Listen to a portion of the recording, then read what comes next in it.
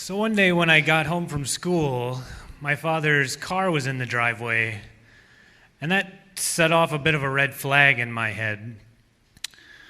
I was in 5th grade, and typically when I would walk home from school, it was just me and my younger sister, and we were home alone for a little while until my mom would get home.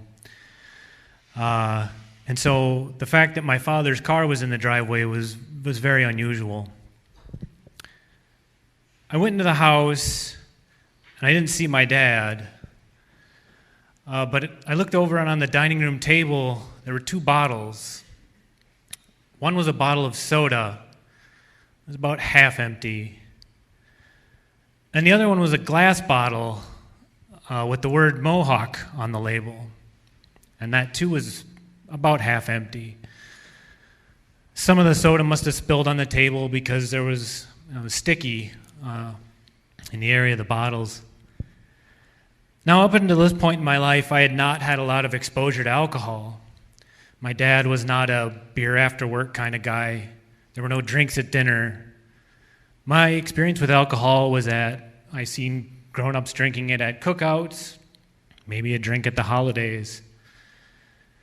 So I started to get real uncomfortable. My dad came downstairs. He was wearing a blue robe. I came to kind of call it the sick robe because he wore it whenever he was sick. And he told me that he had stayed home from work that day because he was sick. And for whatever reason, my brain had decided to not remember that I had flag football practice that day, so I told him that I had to go to flag football practice and I was ready to leave and take my bike there, and he said, "No, I'll drive you." My sister was home, we both got in the car, and my dad drove us, started driving us to back to my school where practice was. And I can't remember if my sister and I started getting into it about something like we typically did, or if I was complaining about having to go to flag football practice. I don't exactly remember, but my dad at a stoplight must have had enough, and he said, "Whine, mine, moan, moan, piss, piss. All you guys do is complain." Now, I was starting to get scared because this looked like my dad, but he certainly wasn't acting like my dad. This was not the father that I knew that when me and my sister were in our little kiddie pool when we were young, my dad came running out the front door in his bathing suit and jumped in and splashed all the water out of the pool, and we all laughed about it. This was not the father who had come up with a neighborhood-wide treasure hunt for me and my friends to do one time, complete with a really cool map that he had made, kind of burned the edges of it. It looked fantastic. And he had also put out a box full of pennies for us to find at where the X marks the spot. And this was certainly not the father who had, at one point in time, saw a giant toy bazooka that he decided that his son needed to have for his neighborhood game of guns. No, I was scared. I did not know the person.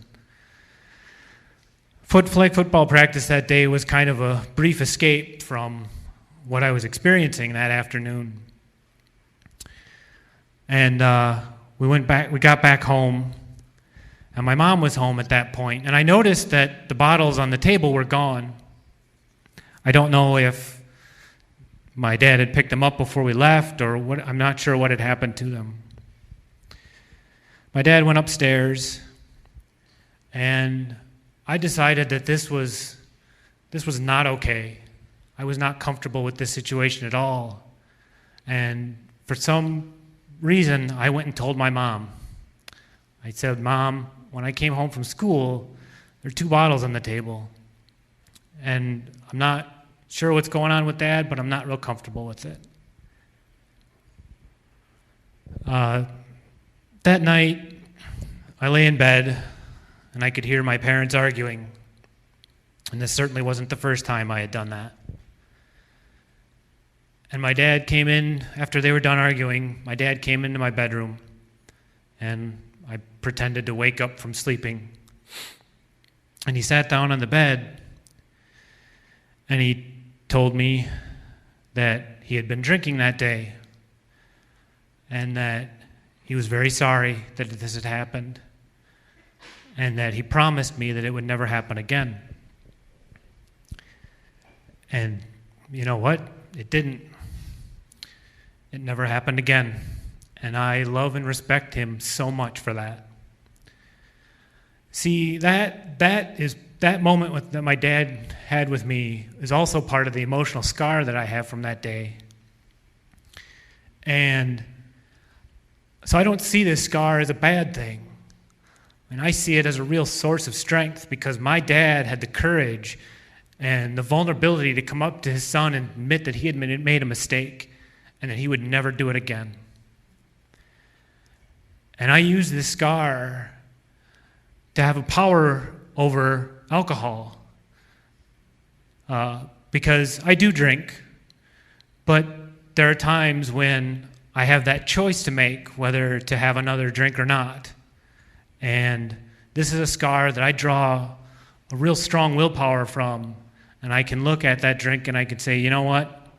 No thanks. Thank you.